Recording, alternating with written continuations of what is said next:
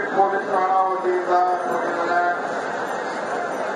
ಈ ದಿನ ಕರಗೋತ್ಸವಕ್ಕೆ ಬಂದಿರುವಂತಹ ಭಕ್ತಾದಿಗಳಲ್ಲಿ ವಿನಂತಿಸಿಕೊಳ್ಳುವುದೇನೆಂದರೆ ಎಲ್ಲರೂ ಶಾಂತಿ ರೀತಿಯಾಗಿ ಈ ಕರಗೋತ್ಸವದಲ್ಲಿ ಭಾಗಿಯಾಗಬೇಕಾಗಿದೆ ಅಂತ ಹಾಗೆಯೇ ತಾವು ಧರಿಸಿಕೊಂಡು ಬಂದಿರುವಂತಹ ಬೆಲೆ ಬಾಳುವಂತಹ ವಸ್ತುಗಳಾದಂತಹ ಚಿನ್ನಾಭರಣದ ಮೇಲೆ ಜಾಗೃತರಾಗಿರಬೇಕು ಹಾಗೂ ಚಿಕ್ಕಮಕ್ಕಳಾಗಿರಬೇಕಾಗಿ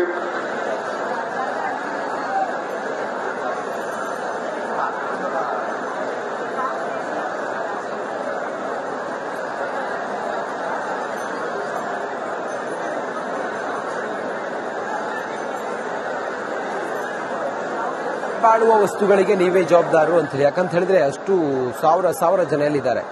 ಅರ್ಚಕ ಜ್ಞಾನೇಂದ್ರ ಕರಗವನ್ನು ಹೊತ್ತು ಸಾಕ್ತಾ ಇದ್ರೆ ಅದನ್ನ ಕಣ್ತುಂಬಿಕೊಳ್ಳುವಂತ ಸಂದರ್ಭ ಸನ್ನಿವೇಶ ಬಹಳ ಒಂದು ನಮ್ಮ ಜೀವನದ ಸಾರ್ಥಕತೆ ಅನ್ನೋ ರೀತಿಯಲ್ಲಿದೆ. ಕರಗ ಸಾಕ್ತಾ ಇದೆ, ನಗರ ಪ್ರದಕ್ಷಿಣೆಯತ್ತ ಕರಗ ಸಾಕ್ತಾ ಇದೆ. ಪೂಜೆ ಪುನಸ್ಕಾರಗಳೆಲ್ಲವೂ ಕೂಡ ನಡೆದು ಮುಗಿದಿದೆ. ದೇವಸ್ಥಾನದ ವಠಾರದಿಂದ, ಧರ್ಮರಾಯ ಸ್ವಾಮಿ ದೇವಸ್ಥಾನದ ವಠಾರದಿಂದ ಈಗ ರಸ್ತೆಯ ಇಕ್ಕೆಲೆಗಳತ್ತ ಕರಗ ಸಾಗಿ ಬರ್ತಾ ಇರುವಂತ ದೃಶ್ಯವನ್ನ ತಾವು ಗಮನಿಸ್ತಾ ಇದ್ದೀರಿ. ಕರಗವನ್ನ ಕಣ್ತುಂಬಿಕೊಳ್ತಿರುವಂತ ಲಕ್ಷಾಂತರ ಜನ ಅದರ ನೇರ ದೃಶ್ಯವನ್ನ ರಿಪಬ್ಲಿಕ್ ಕನ್ನಡ ನಿಮ್ಮ ಮುಂದೆ ತೋರಿಸುವಂತ ಪ್ರಯತ್ನವನ್ನ ಮಾಡ್ತಾ ಇದೆ. ಈಗ ಹೊರಟಂತ ಕರಗ ಇನ್ನು ಬೆಳಿಗ್ಗೆ ಸೂರ್ಯೋದಯ ಆಗುವ ಒಳಗೆ ಮತ್ತೆ ಧರ್ಮರಾಯ ಸ್ವಾಮಿ ದೇವಸ್ಥಾನವನ್ನ ಸೇರಬೇಕಾಗಿದೆ. ಆ ಕಾರಣದಿಂದ ಬಿರುಸಿನಿಂದ ಕರಗದ ಮೆರವಣಿಗೆ ಆರಂಭ ಆಗಿದೆ. ರಥೋತ್ಸವದಲ್ಲಿ ಪಂಚ ಪಾಂಡವರನ್ನ ಹೊತ್ತು ರಥವೂ ಕೂಡ ಸಾಗುತ್ತೆ. ಹಾಗೆ ದ್ರೌಪದಿ ಅರ್ಜುನನ್ನ ಹೊತ್ತಂತ ರಥ ಆ ಮೂಲಕ ನಗರ ಪ್ರದಕ್ಷಿಣೆಯಲ್ಲಿ ಸಾಗುತ್ತೆ. ವೀರಕುಮಾರರು ಕತ್ತಿಯನ್ನ ಕೈಯಲ್ಲಿ ಹಿಡಿದು ಸಾಕ್ತಾರೆ. ಸದ್ಯ ನೀವು ಗಮನಿಸ್ತಾ ಇದ್ದೀರಲ್ಲ, ಇದು ನೇರ ದೃಶ್ಯಾವಳಿಯನ್ನ ತಾವು ಗಮನಿಸ್ತಾ ಇದ್ದೀರಿ. ಆ ಮೂಲಕ ಕರಗದ ಈ ಸಂಭ್ರಮ ಸಡಗರ ಆ ಒಂದು ವಿಚಾರ ಈಗ ಒಂದು ಪರಂಪರೆ ಗತ ವೈಭವ ಇರುವಂತ ಕರಗದ ಒಂದು ವಿಶಿಷ್ಟತೆ ಇವತ್ತು ಅನಾವರಣ ಆಗ್ತಾ ಇದೆ.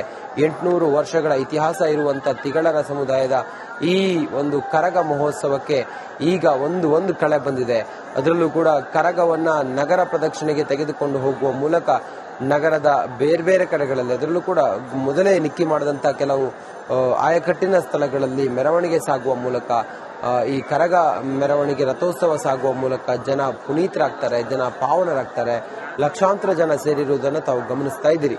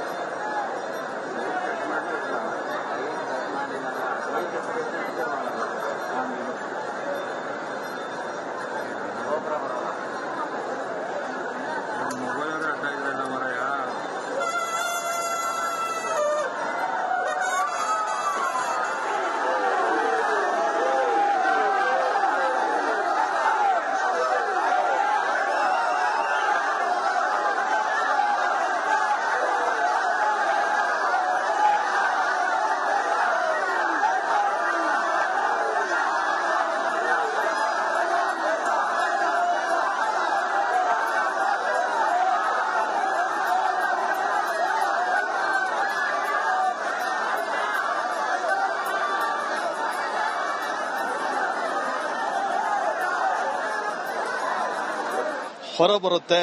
ನೀವು ದೇವಾಲಯದ ಹೊರಭಾಗಕ್ಕೆ ಆಗಮಿಸುವಂತಹ ದೃಶ್ಯವನ್ನ ನೋಡ್ಲಿಕ್ಕೆ ಇಲ್ಲಿರುವಂತಹ ಕಾತರದಿಂದ ಕಾಯ್ತಾ ಇದ್ದಾರೆ. ಈಗಾಗಲೇ ದೇಗುಲದ ಗರ್ಭ ಹೊರಭಾಗಕ್ಕೆ ದೃಶ್ಯದಲ್ಲಿ ಗಮನಿಸ್ತಾ ಇರಬಹುದು ನೀವು. ಈಗ ಹೊರಭಾಗಕ್ಕೆ ಭಾಗಕ್ಕೆ ಕರಗವನ್ನ ಹೊತ್ತು ಪೂಜಾರಿ ಹೊರ ಬಂದಿದ್ದಾರೆ. ಈಗ ಈ ದೃಶ್ಯವನ್ನ ನೀವು ಕಣ್ತುಂಬಿಕೊಳ್ಬೇಕು ಅಂತಾನೆ ಸಾಕಷ್ಟು ತಿಂಗಳುಗಳ ಕಾಲ ಕಾಯ್ತಾ ಹಲವು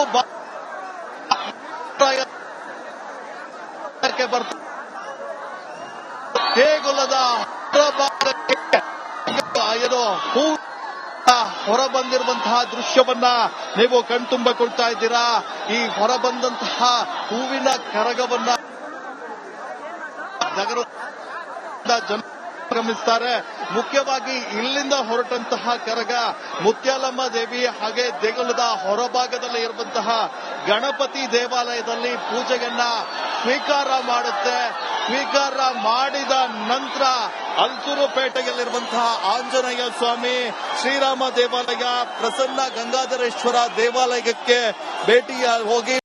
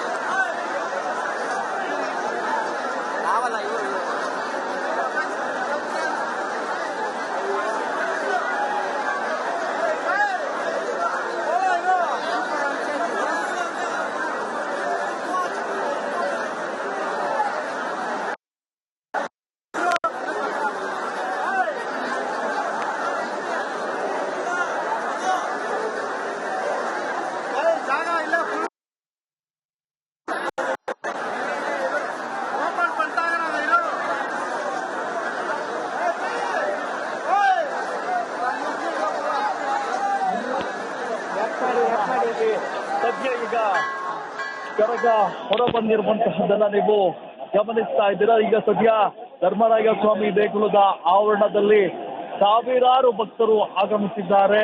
ಎಲ್ಲೆಲ್ಲೂ ಗೋವಿಂದ ಗೋವಿಂದ ನಾಮಸ್ಮರಣೆ ಕೇಳ್ತಾ ಇರುವಂತದ್ದು.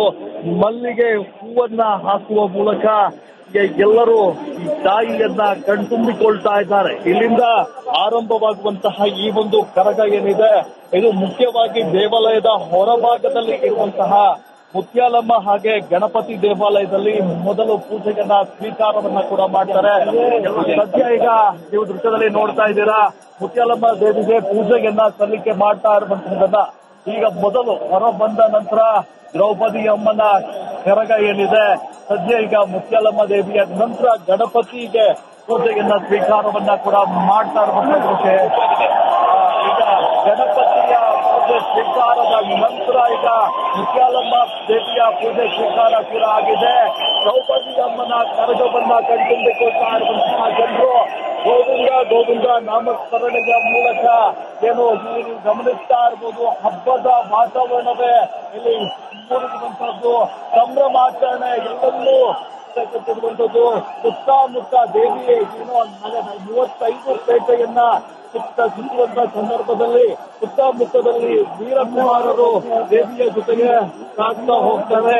ಗೋವಿಂದ ಗೋವಿಂದ ನಾಮಸ್ಮರಣೆಯ ಮೂಲಕ ಈ ಒಂದು ಕರಗ ಸಾಗ್ತಾ ಹೋಗುತ್ತೆ. ಈಗ ಸದ್ಯ ಆರಂಭಿಕವಾಗಿ ದೇಗುಲದ ಆವರಣದಲ್ಲಿ ಇರುವಂತಹ ಮುತ್ಯಾಲಮ್ಮ ದೇವಿಯ ಪೂಜೆಯನ್ನ ಸ್ವೀಕರಿಸಿ ಆನಂತರ ಈಗ ಅಲ್ಸೂರುಪೇಟೆಯಲ್ಲಿರುವಂತಹ ಆಂಜನೇಯ ಸ್ವಾಮಿ, ಶ್ರೀರಾಮ ದೇವಾಲಯ, ಪ್ರಸನ್ನ ಗಂಗಾಧರೇಶ್ವರ ಸ್ವಾಮಿ ದೇವಾಲಯಕ್ಕೆ ಅಲ್ಲೂ ಹೋಗಿ ಪೂಜೆಯನ್ನ ಕೂಡ ಸ್ವೀಕಾರವನ್ನ ಮಾಡುವಂತದನ್ನ ನೀವು ನೋಡ್ತಾ ಹೋಗ್ಬೋದು. ಅದಾದ ನಂತರ ನಗರಪೇಟೆಯಲ್ಲಿರುವಂತಹ ಶ್ರೀ ವೇಣುಗೋಪಾಲ ಕೃಷ್ಣ ಸ್ವಾಮಿ ದೇವಾಲಯದಿಂದ ಶ್ರೀ ನಾಗೇಶ್ವರ ಸ್ವಾಮಿ ದೇವಾಲಯ, ಆನಂತರ ಸಿದ್ದಣ್ಣಗಲ್ಲಿ ಭೈರವೇಶ್ವರ ದೇವಾಲಯದ ಮಾರ್ಗವಾಗಿ ಕಬ್ಬನ್ಪೇಟೆಯಿಂದ ಶ್ರೀರಾಮ ಸೇವಾ ಮಂದಿರ, ಆನಂತರ ಗಲ್ಲಿ ಮತ್ತು ಆಂಜನೇಯ ಸ್ವಾಮಿ ದೇವಾಲಯವನ್ನ ಹೋಗುವಂತ ಕೆಲಸ ಕೂಡ ಆಗುತ್ತೆ. ಇನ್ನೊಂದು ಮುಖ್ಯ ವಿಚಾರ ಏನಂತ ಹೇಳಿದ್ರೆ, ಈ ಒಂದು ಕರಗದ ಪ್ರಮುಖ ಒಂದು ಕೇಂದ್ರ ಬಿಂದು ಆಗಿರುವಂತದ್ದು ಮುಖ್ಯವಾಗಿ ಮಸ್ತನ್ ಸಾಬ್ ದರ್ಗಾದಲ್ಲಿ ಪೂಜೆಯನ್ನ ಸ್ವೀಕಾರ ಮಾಡುವಂತದ್ದು.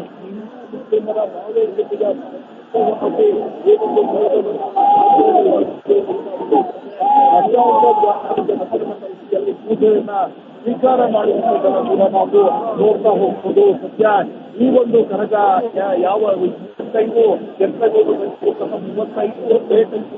ಹೋಗುವುದರ ಜೊತೆಗೆ ಮತ್ತೊಂದು ಈಗ ಡಿಸಿಎಂ ಶಿವಕುಮಾರ್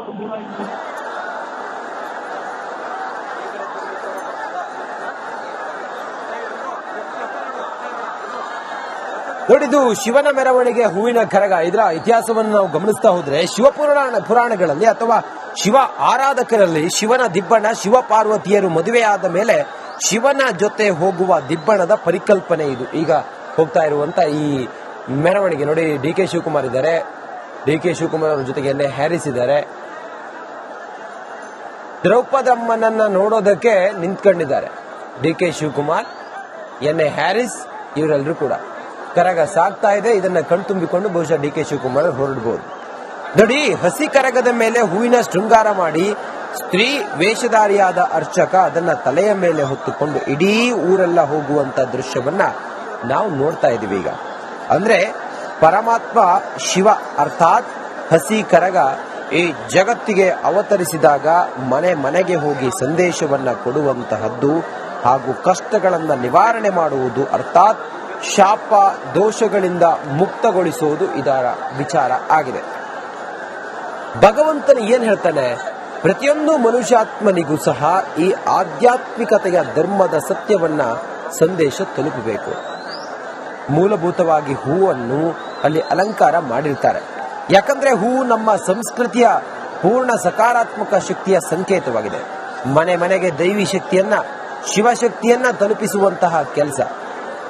ಮೇಲೊಂದು ಬಂಗಾರದ ಕಳಶ, ಪರಬ್ರಹ್ಮ ಮತ್ತು ಕಳಶದ ಪ್ರಕಾಶತೆ ಆದಿಶಕ್ತಿ, ಅದರ ಕೆಳಗೆ ಹೂವಿನ ದಿಂಡು ಬ್ರಹ್ಮ ವಿಷ್ಣು ಶಂಕರರ ಸಂಕೇತ.